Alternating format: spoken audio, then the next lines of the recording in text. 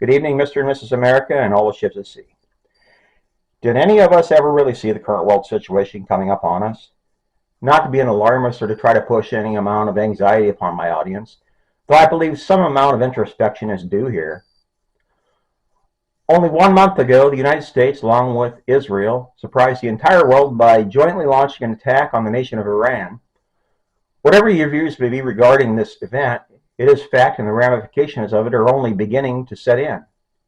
So now comes a puppet to ask more than a few questions. For starters, the real question on everyone's lips is exactly why did Donald Trump and Benjamin Netanyahu decide to strike the nation of Iran, and exactly why was February 28th the date to pull the trigger?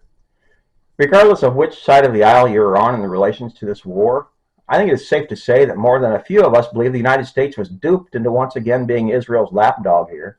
After all, was not Trump advertised as being as non-war minded as they come? What exactly changed that position? And was it in fact the most expedient solution? Sure, we need to only go back to 1979 and the moment when Iranian students overran the United States Embassy in that country and subsequent hostage crisis to see that the USA and Iran have not been friendly with each other for quite some time. Why was February 28, 2026 the hour and the date to finally make them pay? Now, folks, we can easily go back prior to that eventful period to the times of American intervention in the Middle East overall, along with European gerrymandering of the entire Middle Eastern lands in and around the times of World War II.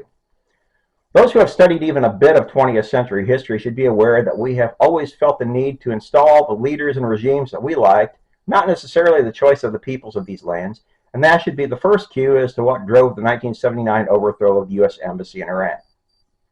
So now we find ourselves in 2026, and we're finally making Iran pay for holding U.S. citizens as hostages and basically thumbing their noses at U.S. orders to not pursue nuclear armaments. And unfortunately, there are lasting effects that may cause much pain and suffering for the foreseeable future, at least. Even more so, my viewers, does it not appear, at least to a few more than this puppet, that this war may not have been well thought out at all? We are witnessing now a situation whereby Iran has taken the Strait of Hormuz literally hostage, shut it down to all international shipping traffic, and essentially put a stranglehold on world petroleum markets. That in and of itself should be alarming to more than a few and should raise a collective eyebrow as to why exactly that was even allowed to happen. Did Trump and his well-staffed CIA and DOD not foresee the Iranians basically holding the global petroleum supply hostage once they were attacked? Apparently not, and that should raise red flags with everyone watching this video. So now here we are with diesel prices over $5 per gallon in the United States, gasoline at $4 per gallon, and our economy largely dependent upon getting goods to market via over-the-road semi-trucks that are notorious for their poor fuel economy. And in an economy that has never even begun to rebound from the Biden cartel years, this is a certain recipe for disaster if there ever was one. Having just done a video recently about the out-of-control inflation worldwide, this does not bode well at all, friends and neighbors. In fact, we have multiple news sources in the Philippines reporting that the country is scheduling a complete electrical grid blackout for the entire month of April due to their inability to get desperately needed oil into their power generators. Think about that, folks. How would most of you fare if you had no electrical power whatsoever for an entire month? How would businesses and employers remain open and continue to perform daily responsibilities if the U.S. power grid went offline for an entire month?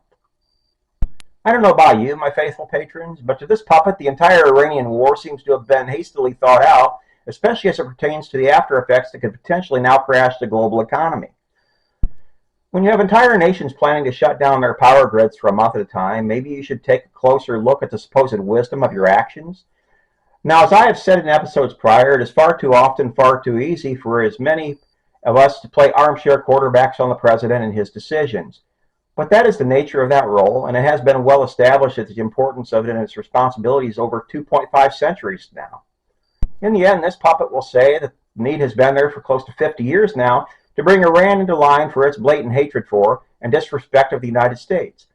But the timing right now, with prices at already historic highs on basically everything, along with the very distinct look of this being an ill-thought-out affair that was pretty much bowing to our Israeli puppet master, it seems to be extremely poor planning on the part of President Trump.